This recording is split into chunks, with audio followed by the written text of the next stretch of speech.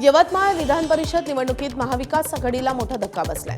महाविकास आघाडीचे अधिकृत उमेदवार साहेबराव कांबळे यांनी निवडणुकीतून माघार घेतली आहे। संख्याबळ जुळत नसल्याचं कारण कांबळे यांनी दिलंय।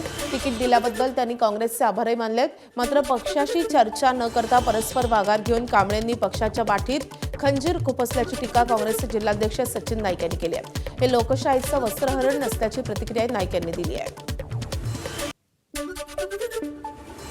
महाविकास आघाडीकडे जनसंख्या कमी आहे आणि जनसंख्यावर म्हणजेच नगरसेवकावरच ही निवडणूक अवलंबून आहे आणि नगरसेवकाची संख्या कमी पडते। एक मागासवर्गीय माणसांना एवढं मोठं तिकीट देणे आणि निवडणुकीमध्ये उतरवणे हे माझ्यासाठी भूषणावह बाब आहे। परंतु हे असं तोंडी बोलून किंवा लेखी बोलून चालत नाही। या गोष्टीला सगळं साम दाम दंड लागते आणि ते आमच्याकडे सध्या संख्याबळ पुरेशी नसल्याकारणाने आपण हे निवडणूक जिंकू शकत नाही अशी माझी धारणा झाली आहे। साहेबराव कांबळे हे अनुसूचित जातीचे होते आणि कदाचित पहिल्यांदाच अशा प्रकारे एका मागासवर्गीय माणसाला विधान परिषदेची उमेदवारी ही काँग्रेस पक्षाने दिली।